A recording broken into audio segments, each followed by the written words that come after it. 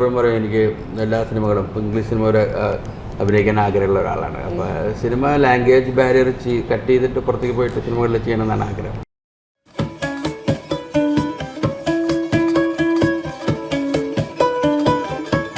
ഞാനങ്ങനെ ട്രൈ ചെയ്തിട്ട് ആൾക്കാരെ പിന്നാലെ ചാൻസ് നോക്കിയിട്ട് പോയിട്ടില്ല. കാരണം അത് അറിയാത്ത കാരണമല്ല, അതിൻ്റെ സൗകര്യമില്ലാത്ത കാരണമാണ്. സിനിമ അഭിനയമൊക്കെ ഭയങ്കര താല്പര്യമായിരുന്നു. പക്ഷേ എങ്ങനെ അപ്രോച്ച് ചെയ്യണമെന്ന് നമ്മുടെ സുഹൃത്തുക്കളോ ബന്ധുക്കളോ ഒന്നും സിനിമയിലൊന്നും ഉണ്ടായിരുന്നില്ല. പക്ഷേ ഞാൻ നാടകത്തിലുണ്ടായിരുന്നു, വളരെ സജീവമായിട്ട് നാടകത്തിലുണ്ടായിരുന്നു. അപ്പോൾ ഞങ്ങൾ ചെയ്യുന്നൊരു നാടകം ദീപൻ ശിവരാമൻ ഡയറക്റ്റ് ചെയ്തത് സ്പൈനൽ കോഡ് എന്ന് പറഞ്ഞ നാടകം എറണാകുളത്ത് കളിക്കും. അത് കാണാൻ മാർട്ടിൻ പ്രക്കാട്ട് വന്നതാണ്. അപ്പോൾ അദ്ദേഹം അവിടുന്ന് ഞങ്ങൾ 4 പേരെ വിളിച്ചിരുന്നു ബെസ്റ്റ് ആക്ട്രസിന് വേണ്ടി. അങ്ങനെയാണ് ആദ്യത്തെ അവസരം കിട്ടുന്നത്. പലപ്പോഴും പുതിയ വരുന്ന ആളുകൾക്കൊക്കെ കുറേ ആളുകളുടെ മുമ്പിൽ നിന്നിട്ട് അഭിനയിക്കാനൊക്കെ ബുദ്ധിമുട്ടാണ്. നമ്മളിപ്പോൾ 500-1000 പേരെ മുമ്പിലൊക്കെ നാടകം കഴിഞ്ഞിട്ടുള്ള ഒരു പരിചയമുള്ള കാരണം ആ ഒരു ഇമ്മീഡിയറ്റ് ക്രൗഡ് ഉണ്ട്, മുമ്പിലുള്ള ലൈറ്റും ആളുകളും ഇതൊന്നും നമ്മൾ അങ്ങനെ ബോധർ ചെയ്യില്ല. ഇത്ര ആളുകളുണ്ട് ശരിക്കുമുള്ള ഫോറിനിലൊക്കെ ഒരുപാട് കൊലപാതകം ചെയ്ത ആളുകളുണ്ട്. അവരൊക്കെ വളരെ ലൈവായിട്ടുള്ള ഇൻ്റർവ്യൂസ് ഉണ്ട്, നമ്മൾ യൂട്യൂബിലൊക്കെ തപ്പിയാണ്. അവർ വളരെ കാമായിട്ട് അവർ പറയുന്നത് അവർ ചെയ്ത കൊലപാതകങ്ങൾ എങ്ങനെയാണ് ചെയ്തത്, എങ്ങനെയാണ് അവർ കഴുത്ത് ഞെരിച്ചത് എന്നൊക്കെ പറഞ്ഞ് വളരെ ക്രീപ്പി ആയിട്ടുള്ള ഒരുപാട് ഇൻ്റർവ്യൂസ് ഉണ്ട്.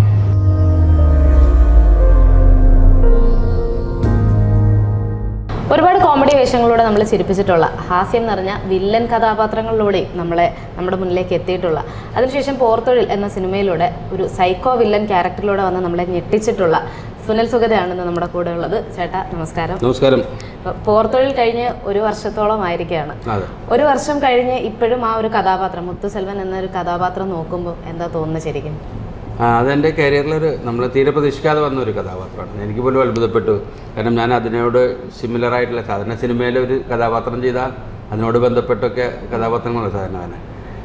അത്തരം ഒരു കഥാപാത്രങ്ങൾ ഞാൻ ചെയ്തിട്ടുണ്ടായിരുന്നില്ല. അപ്പോൾ പിന്നെ അത് വളരെ ചാലഞ്ചിങ് നിറഞ്ഞൊരു കഥാപാത്രമായിരുന്നു. പലപ്പോഴും പല കഥാപാത്രങ്ങളും നമുക്ക് ജീവിതത്തിൽ നിന്നൊക്കെ റോൾ മോഡലൊക്കെ കിട്ടും. ഇപ്പോൾ ഒരു അധ്യാപകനാണെങ്കിലോ ഒരു പുരോഹിതനാണെങ്കിലോ അങ്ങനെയൊക്കെ കിട്ടും. പക്ഷേ ഒരു സീരിയൽ കില്ലറിനെ നമ്മൾ കണ്ടിട്ടില്ലല്ലോ.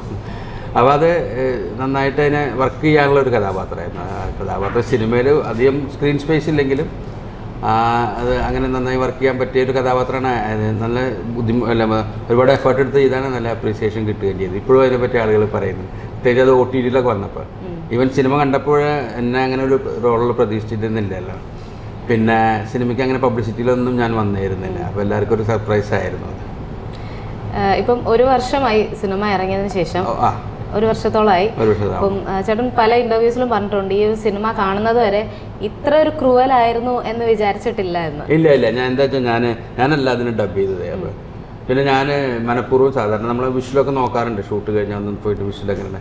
പക്ഷേ ഈ ഒരു കഥാപാത്രം എനിക്ക് അങ്ങനെ ചെയ്യാൻ തോന്നിയില്ല. അപ്പോൾ ഞാൻ ശരിക്കും വിഷ്വലും നോക്കിയില്ല, സിനിമ മോണിറ്ററിൽ വിഷ്വൽ നോക്കിയില്ല. പിന്നെ ഡബ് ചെയ്യാത്ത കാരണം ഞാൻ സിനിമയും കണ്ടായിരുന്നില്ല. സിനിമയുടെ കഥ എനിക്ക് പറഞ്ഞു തന്നിട്ടുണ്ടെങ്കിലും പിന്നെ സിനിമ കണ്ടു കഴിഞ്ഞപ്പോഴാണ് അതിൻ്റെ എത്രമാത്രം ക്രൂവലായ അല്ലെങ്കിൽ അത്ര ഇൻറ്റൻസീവാണ് ആ കഥാപാത്രം എന്ന് മനസ്സിലാവുന്നത്. ഒരു പുതുമുഖ സംവിധായകൻ ഇത്തരത്തിലൊരു കഥ വന്ന് പറഞ്ഞപ്പോൾ ഇതിൻ്റെ ഔട്ട്പുട്ട് ഇത്ര വിചാരിച്ചിരുന്നില്ല എന്നൊക്കെ പലതവണയായിട്ട് പറഞ്ഞിട്ടുണ്ട്. എങ്കിലും ഒരുപാട് വിചാരിച്ചതിനപ്പുറത്ത് സെലിബ്രേറ്റ് ചെയ്യപ്പെട്ട ഒരു സിനിമയാണ്. അപ്പം ആ ഒരു ക്യാരക്ടറിന് കിട്ടിയ അപ്രിസിയേഷനും അപ്പം ലൈക്ക് എല്ലായിടത്തു നിന്നും ഇപ്പോൾ സിനിമ ഇൻഡസ്ട്രി, നമ്മുടെ മലയാളം സിനിമ ഇൻഡസ്ട്രിയിൽ നിന്ന് തന്നെയും പല ഡയറക്ടേഴ്സിൻ്റെ അടുത്തു നിന്നും ഒക്കെയുള്ള ഒരു റെസ്പോൺസ് എങ്ങനെയായിരുന്നു ആ സമയത്തും ഇപ്പോഴും കിട്ടിക്കൊണ്ടിരിക്കുന്നത്? ആ സമയത്ത് വലുതായിട്ട് കിട്ടിയിട്ടില്ല. പിന്നെ നമ്മുടെ സുഹൃത്തുക്കൾ സിനിമാക്കാരൊക്കെ സിനിമ കണ്ടിട്ട് സർപ്രൈസായി ഭയങ്കര എന്നൊക്കെ പറഞ്ഞ കുറച്ച് ആളുകൾ വിളിച്ചായിരുന്നു.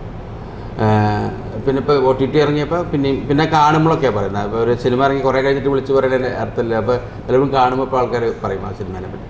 എൻ്റെ ഒരു ഔട്ട്കം എന്ന് പറഞ്ഞാൽ എനിക്ക് തമിഴിൽ ഞാനിപ്പോൾ 4ാമത്തെ സിനിമയാണ് ചെയ്യുന്നത്. മറ്റു സിനിമകൾ പുറത്ത് വന്നിട്ടില്ല. ഞാനിപ്പോൾ ചെയ്തുകൊണ്ടിരിക്കുന്ന നെൽസൺ എന്ന് പറയുന്ന ജയിലർ എന്നൊക്കെ പറഞ്ഞ സിനിമ ചെയ്ത ഡയറക്ടർ പ്രൊഡ്യൂസ് ചെയ്യുന്നൊരു സിനിമ ഉണ്ട്, ബ്ലഡി ബഗ് എന്ന് പറഞ്ഞിട്ട്. അത് അദ്ദേഹത്തിൻ്റെ അസോസിയേറ്റ് ആയിട്ടുള്ള ശിവബാലൻ ആണ് അത് ഡയറക്റ്റ് ചെയ്യുന്നത്. മെയിൻ ക്യാരക്ടർ ചെയ്യുന്നത് കവിൻ എന്ന് പറഞ്ഞ ഒരു അതിലും ഞാനൊരു വേഷമുണ്ട്, ത്രൂഔട്ട് വേഷമാണ്. ഇതിൽ പിന്നെ ഞാൻ ഡബ് ചെയ്യാനൊക്കെ പറ്റിയിട്ടുണ്ട്. പിന്നെ ഇപ്പോൾ അരുൾനിധി എന്ന് പറയുന്ന ഒരു നായകനുണ്ട്, നമ്മുടെ മുഖ്യമന്ത്രി സ്റ്റാലിൻ്റെ അനിയൻ്റെ മകനാണത്. സിനിമകൾ ചെയ്തിട്ടുള്ള കുറേ സിനിമകൾ വന്നിട്ടുണ്ട്. അദ്ദേഹത്തിൻ്റെ ഒരു സിനിമ മമത മോഹൻദാസ് നായിക, ഒരു ഫീമെയിൽ ഓറിയൻറ്റഡ് സിനിമയാണ്, അതിൽ ചെയ്യുന്നു. പിന്നെ 2-3 സിനിമകൾ നടക്കുന്നു. അപ്പോൾ ഔട്ട്കം ഇനി വരാൻ പോകുന്നതാണല്ലോ ഈ സിനിമകളൊക്കെ ഇറങ്ങണേ. ഫിലിം മലയാളം പോലെ തന്നെ തമിഴിലും ഒരു നിറസാന്നിധ്യമായിട്ട് തുടരാൻ തന്നെ തീരുമാനിച്ചോ? നമ്മൾ തീരുമാനിക്കേണ്ടതല്ലോ, ഇതൊക്കെ ഓരോ സംഭവമല്ലേ. നമ്മളൊരു കാര്യം തീരുമാനിച്ചാൽ നടക്കണം എന്നില്ലല്ലോ.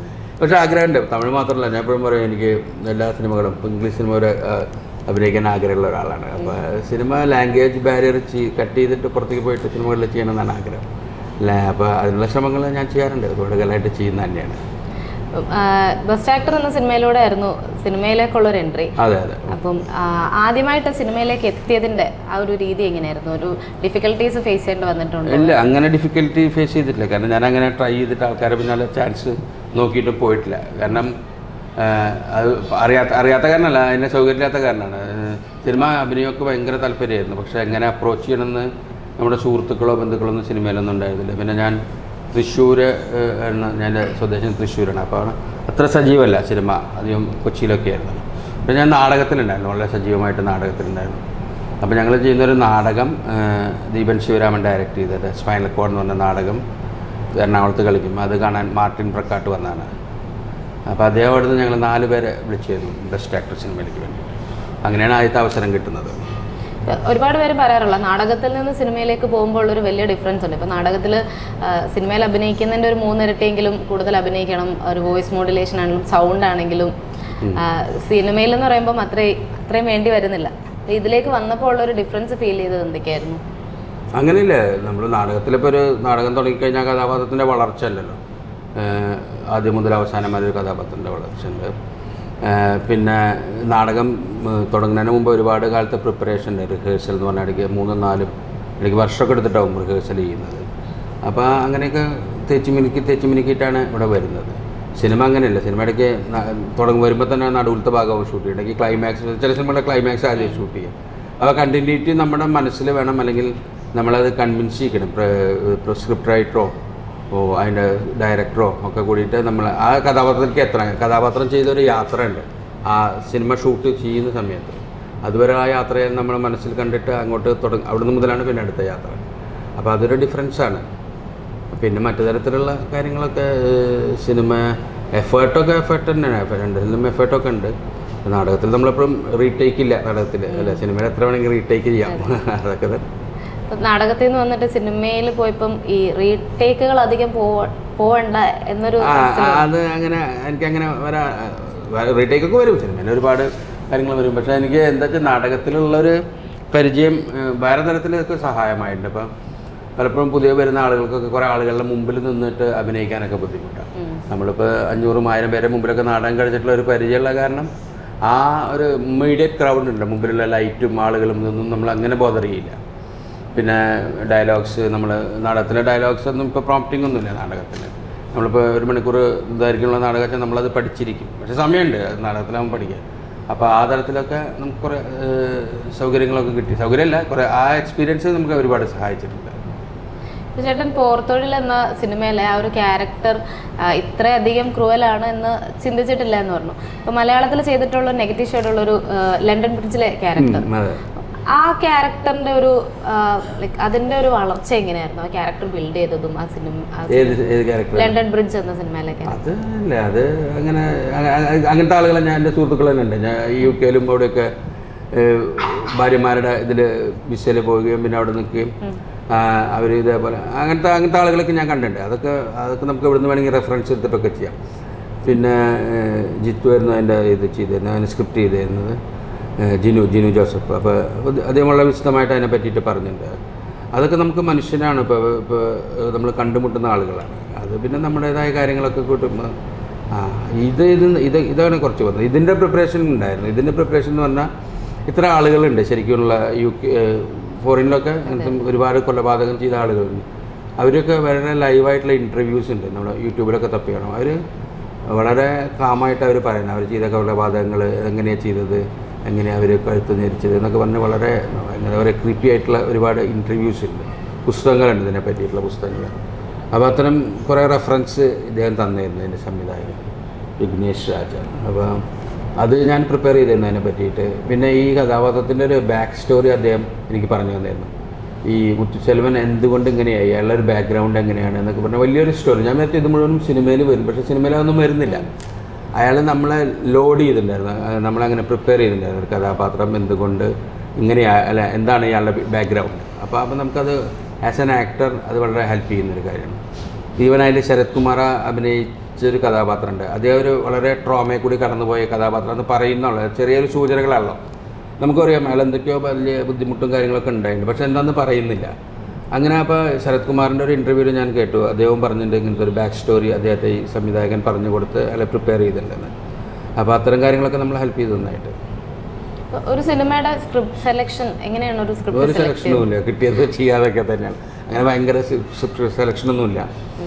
അപ്പോൾ നമ്മൾ അങ്ങനെ സെലക്ട് ചെയ്യാൻ നിന്ന് കഴിഞ്ഞാലൊക്കെ ബുദ്ധിമുട്ടായിരിക്കും. അപ്പോൾ പിന്നെ ഞാനങ്ങനെ ചെയ്യാറില്ല. എനിക്ക് അഭിനയിക്കാൻ വളരെ താല്പര്യമാണ്. അപ്പോൾ നമുക്ക് സമയവും സൗകര്യമൊക്കെ ഒത്തു വന്നാൽ നമ്മൾ സിനിമകൾ ചെയ്യും. അങ്ങനെ തന്നെയാണ് ഇപ്പോൾ.